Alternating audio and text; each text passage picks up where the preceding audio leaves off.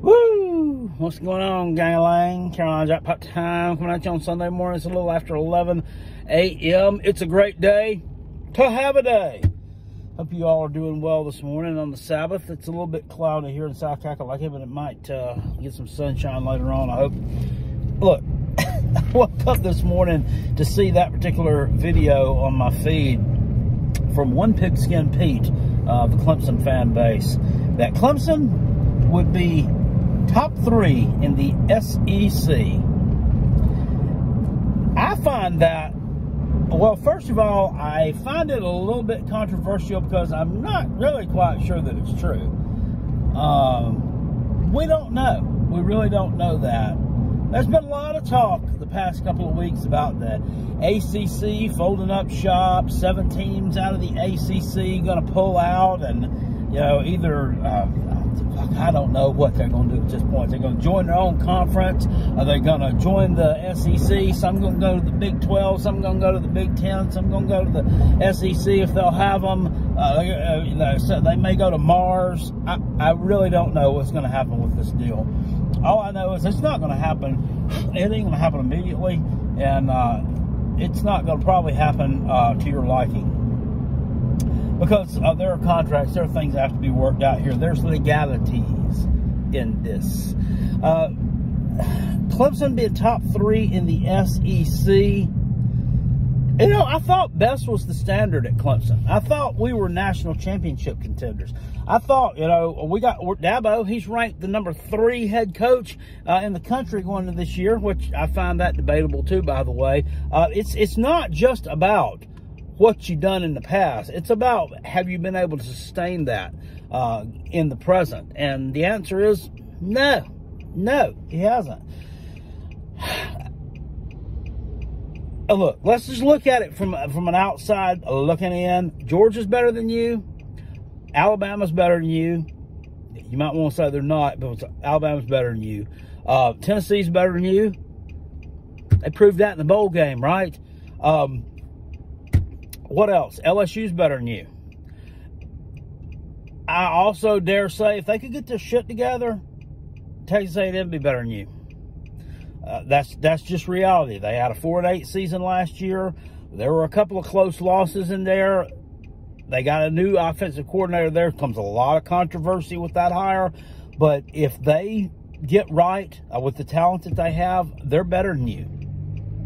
They just are. And those are just facts. I know you don't want to hear it, but Gamecocks are better than you. From a recruiting standpoint anyway, and from an on-the-field standpoint. Yeah, you know what? 31-30 happened, Taters. 31-30 happened. A lot of you that I used to get into it with, a lot of you mealy-mouthed people who wanted to get on here and bash me and bash all the Gamecock fans and toot your own horn and talk about your 7 in a row and talk about your little national championships and all this crap. You kind of disappeared after 31-30 happened. And that is... you know, it's laughable that you did that. You know, I've been around in seasons where we went 4-8 under Will Muschamp, 6-7, didn't go to bowl games, horrible, 2-8 COVID year, hot dog water, piss poor. I've been there. So, and I was actually even there last year, and I'll say this, I was there, and I quit on the team for a week. I quit on them for a week before I said changes need to be made.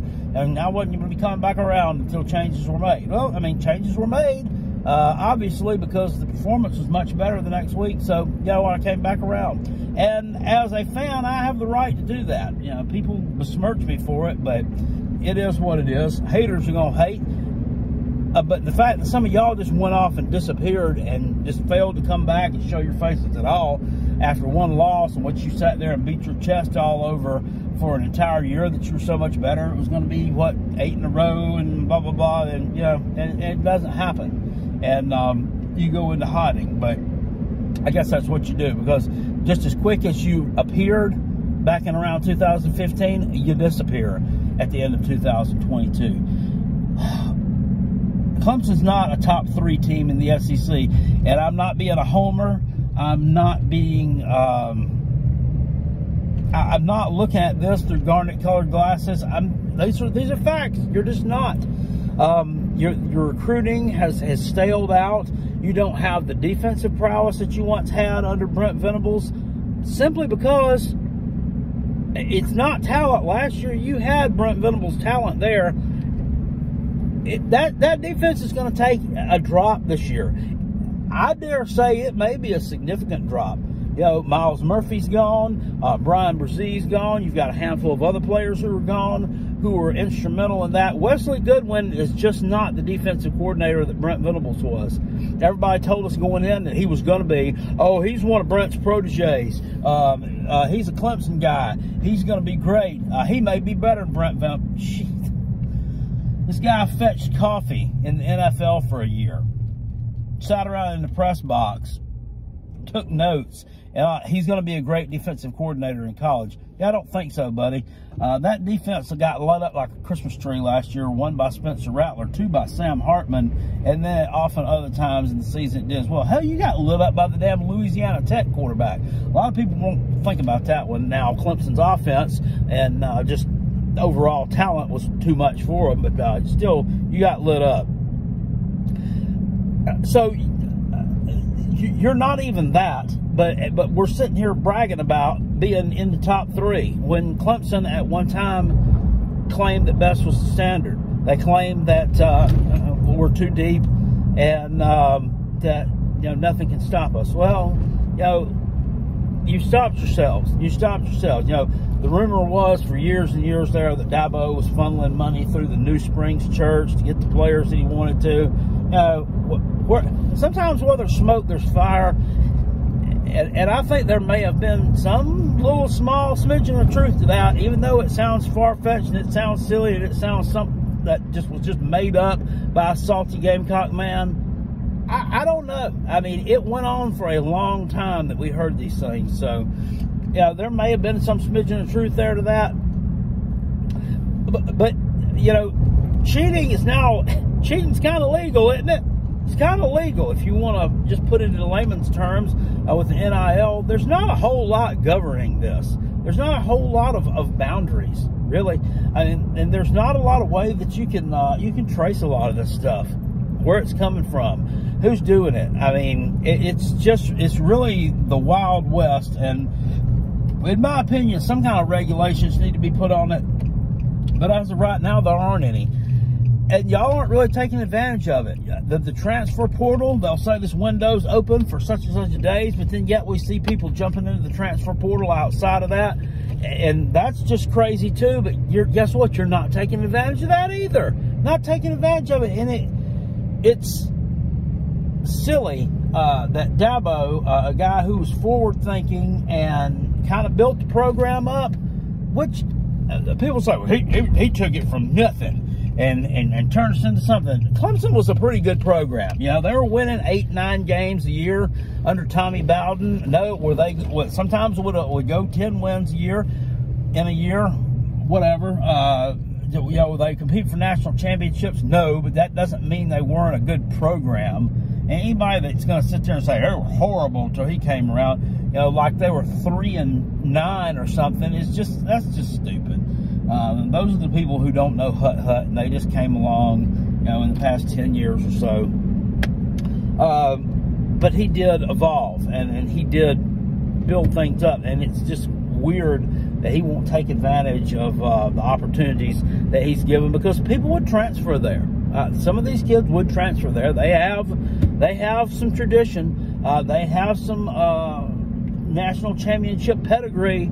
So you could get some kids to come there, but they don't even look there because they know that he's not going to take them, because he keeps his sons and his coaching staff's sons and whoever the water boy from Daniel High School that was the third string backup to the other water boy. We're going to give him the job as the starting long snapper at Clemson. Or just some kind of crazy stuff like that. It doesn't make sense.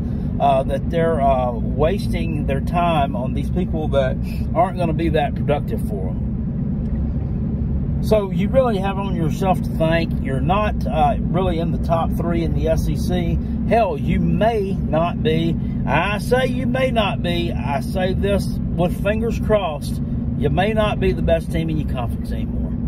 You just may not. Florida State may have supplanted you. And I've had a little bit of hatred for them because they kind of took one of South Carolina's players, take a couple of their players actually past few years, in the Jaheim Bell thing, which was probably maybe kind of a blessing, because that guy, I think, was a locker room cancer. Certainly his mother, who got all over social media and bashed the coaching staff and bashed the fan base and ran her mouth, was definitely something that detracted from the product on the field, and something that we really didn't need around anyway. So that could possibly be a good thing. I'm not a Mike Norvell fan, but just looking at the offense, looking at their quarterback versus your quarterback, I mean, you know, there's really not a comparison there. Jordan Travis is a Heisman Trophy candidate, and a year ago, I don't think that anybody thought that we'd be saying that. They have a 6'7" receiver out there in Johnny Wilson who can catch the ball off anybody's head. I mean, they got another nice good get out of the transfer portal the other day, Michigan State. They're going to be legit, man. They're going to be legit. That program is leveled up, and they may be there to take you down. And I was saying that, you know, when y'all face off, what is it, week 4 in that dump over there on the other side of Pickens County, that I may be pulling for Clemson to win, because I just can't do it. It's just not in me to do it. So I'll be pulling for the Seminoles in that one, and hopefully they unseat you in your own conference, and you can cry about it then, and then you can cry about it later on at the end of the season when they're winning the ACC championship and possibly competing for a spot in playoffs, and you ain't.